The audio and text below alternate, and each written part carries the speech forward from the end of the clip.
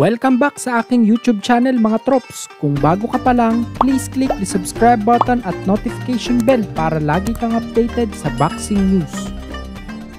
Boxing Hall of Famer Bernard Hopkins, duda na matutuloy ang dream fight na Terence Crawford versus Canelo Alvarez sa 168-pound division.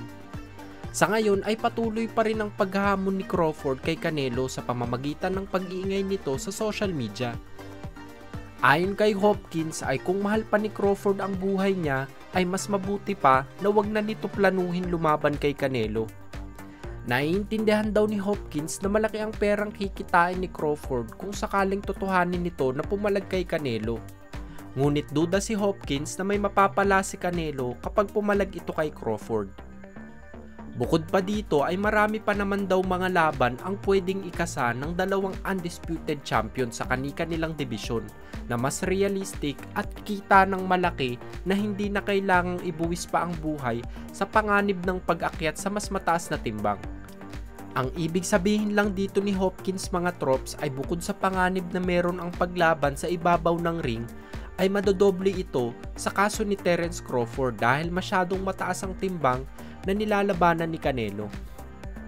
Andyan pa naman daw sila David Benavides at Harun Boots Ennis na pares makapagbibigay ng malaking laban sa dalawang undisputed champ.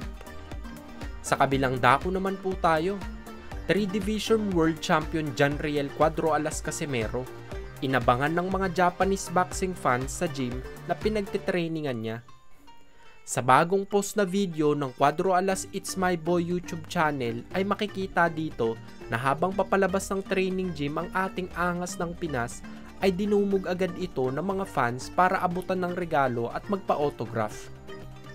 3 araw na nga lamang po bago ang laban nila Cuadro Alas at Yukinori Ugo ni mga trops.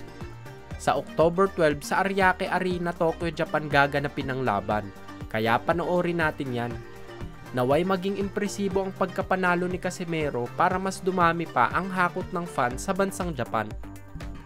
Sa huling balita ng mga trops, former Unified Super Featherweight Champion Shakur Stevenson handang pumalag sa kasalukuyang WBO Super Featherweight Champion Emmanuel Navarrete.